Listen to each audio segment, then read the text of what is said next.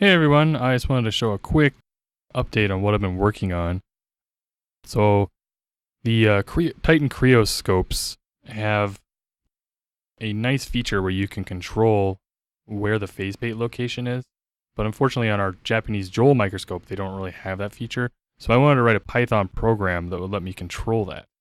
So let me switch over to my Python program and then I'll go over the code here. So here's the program. The idea is you kind of set up parameters. What's the max range, upper left, upper right? I probably will tweak this a little bit as the program develops.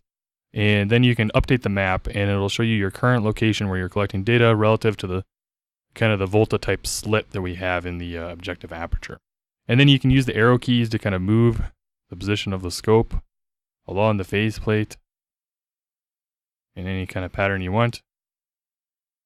The step size and the angle are kind of the critical components here that you can use. Interesting setup nonetheless.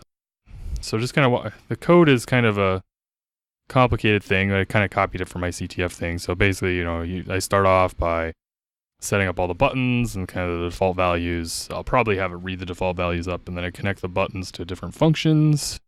I have function sets up the font. Then I kind of set the layout, which I'm still kind of tweaking in terms of where I want the buttons and everything. Allow for what things grow and what things change.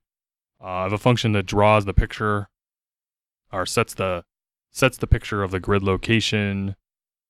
I have a move right, move left, move down functions, and really what I'm doing here is I'm just kind of tweaking the direction we're going. So this is positive step size, minus step size, and then I add 90 degrees if you're moving up or down, and then again positive and negative step size.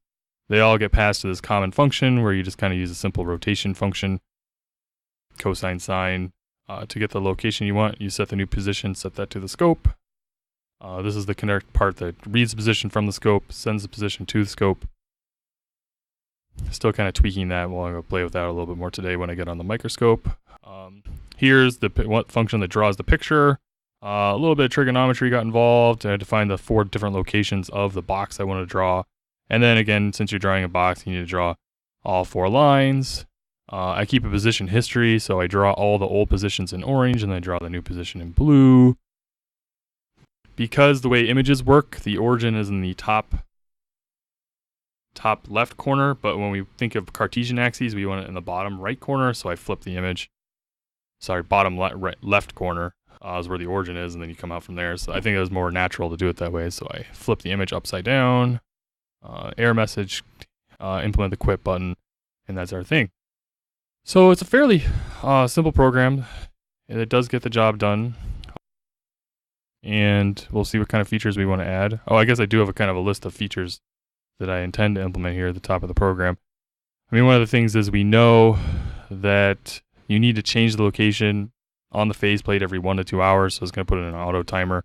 Additionally, we also really need to kind of keep track of when we are at which location and log that to the legend on database. Say we have a really high resolution or really high quality aperture location that we want to get, or sorry, faceplate location. It's in the aperture, objective aperture location. That's why I keep switching up the terms. So.